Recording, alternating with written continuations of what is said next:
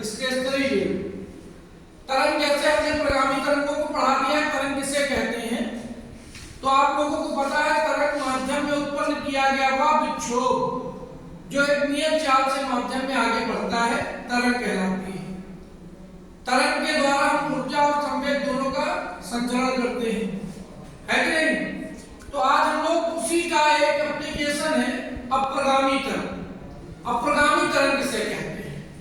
प्रगामी हम लोग पढ़ चुके हैं, आज हम लोग पढ़ेंगे अप्रगामी तरंग। अब हमने आपको पढ़ाया कि अप्रगामी तरंग है क्या। जब किसी माध्यम में दो प्रगामी तरंगें परस्पर विपरीत दिशाओं से आकर मिलती हैं, संचलित होती हैं, तो उनके अध्यारोपण से एक नई तरंग बनती है जो माध्यम में स्थिर प्रतीत होती है। यानी इस तरंग के द्वारा, अप्रगामी तरंग के द्वारा ऊर्जा का संचरण नहीं कर सकते। प्रगामी तरंग द्वारा तो हम कर सकते थे, लेकिन अप्रगामी तरंग द्वारा ऊर्जा का संचरण नहीं हो सकता। ठीक, तो यानी जब दो प्रगामी तरंगें जिनके आयाम आवृत्तियां बराबर हैं परस्पर विपरीत दिशा से आकर के अध्यारोपित होती हैं, तो उनके अध्यारोपण से एक नई प्रकार की तरंग उत्पन्न होगी जिसे हम अप्रगामी तरंग कहेंगे। अब यहाँ पर देखिए, अप्रगामी तरंग बनने के लिए सबसे आवश्यक शर्त है कि माध्यम बद्ध होना चाहिए। ठीक, अगर माध्यम बद्ध नहीं है तो अप्रगामी तरंग नहीं बनेगी। अब यहाँ पर माध्यम दो प्रकार के होंगे, बद्ध माध्यम दो प्रकार के होंगे, एक दृढ़ सिरा वाले और एक मुक्त सिरा वाले। अगर हम लोग यहाँ पर बात करें कि कोई प्रगामी तरंग मुक्त सिरे से परावर्तित होगी, तो जैसे हम यहाँ पे एक ग्राफ खींचते हैं, ये देखिए कोई प्रगामी तरंग का ग्राफ है। ये प्रगामी तरंग ऐसे संचलित होगी, किसके साथ? विस्थापन और समय के लिए। देखिए विस्थापन और समय के बीच अगर हम ग्राफ खींचेंगे तो ये आपका ग्राफ ऐसा है।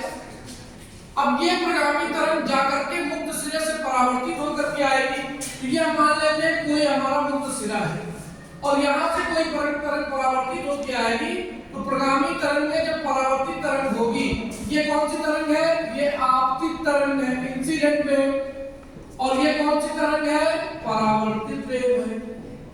ठीक, तो देख रहे हैं आप दोनों में सिमिलरिटी देख रहे हैं कि जब कोई तरंग मुक्त सिरे से परावर्तित होगी तो दोनों के फेज सेम मिल रहे हैं।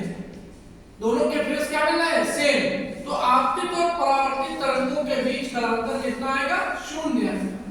तो यहाँ पर आपको केवल एक चीज याद रखनी है कि जब कोई प्रगामी तरंग मुक्त सिरे से परावर्तित होगी तो आपतित और परावर्तित तरंगों के बीच का अंतर कितना मिलेगा? शून्य मिलेगा। अब यहीं पे अगर हम लोग दूसरी बात देखें कि कोई तरंग दृढ़ सिरे से परावर्तित होकर के है, तो जैसे अब हमने क्या किया, ये तरंग हमने परावर्तित आपतित कर दी।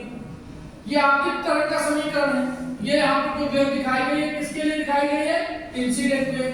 अब आपका ये सिरा जो है वो दृढ़ है, ये दृढ़ सिरा है। जब दृढ़ सिरे से परावर्तित हम दिखाएंगे तो यहाँ पर हमारा क्या होगा? हम देखते हैं कि आपतित और परावर्तित तरंगों के बीच का अंतर, यहाँ देखिए स्रंग बन रहा है, यहाँ क्या बन रहा है? गर्त बन रहा है। स्रंग और गर्त के बीच का अंतर कितना हो जाएगा? 180 डिग्री पाई का हो जाएगा। तो यहाँ पर याद रखना है कि जब कोई प्रगामी तरंग दृढ़ सिरे से परावर्तित होगी तो आपतित और परावर्तित तरंगों के बीच का अंतर कितना हो जाएगा? 180 डिग्री। और मुक्त सिरे से परावर्तित होगी तो आपतित और परावर्तित के बीच में कलांतर पाई कितना आएगा? 0। क्या पाई 0 है? क्या पाई कितना है? 180 डिग्री। क्लियर हो गया? समझ में आ गया? अब प्रगामी तरंग बनने की शर्त क्या निकल आई? अप्रगामी तरंग बनने की शर्त है कि आपका माध्यम कैसा होना चाहिए? बद्ध होना चाहिए। बद्ध माध्यम किसे कहते हैं? वह माध्यम जिसकी परिसीमाएं निश्चित हो। जैसे ये कमरा है तो ये बद्ध माध्यम है, लेकिन अगर हम खुले मैदान में चले जाएंगे तो वो बद्ध माध्यम नहीं रहेगा, वो क्या हो जाएगा? मुक्त माध्यम हो जाएगा।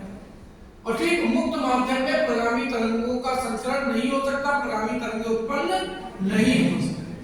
ठीक, अप्रगामी तरंग उत्पन्न नहीं होगी कहां पर? मुक्त माध्यम में। अप्रगामी तरंग बनने के लिए आवश्यक और अपरिहार्य शर्त है, नेसेसरी कंडीशन जिसको हम कहते हैं। नेसेसरी कंडीशन है कि आपका मीडियम कैसा होना चाहिए? बाउंड होना चाहिए, बंधा हुआ होना चाहिए। अब इसके उदाहरण क्या हो सकते हैं प्रगामी तरंग के?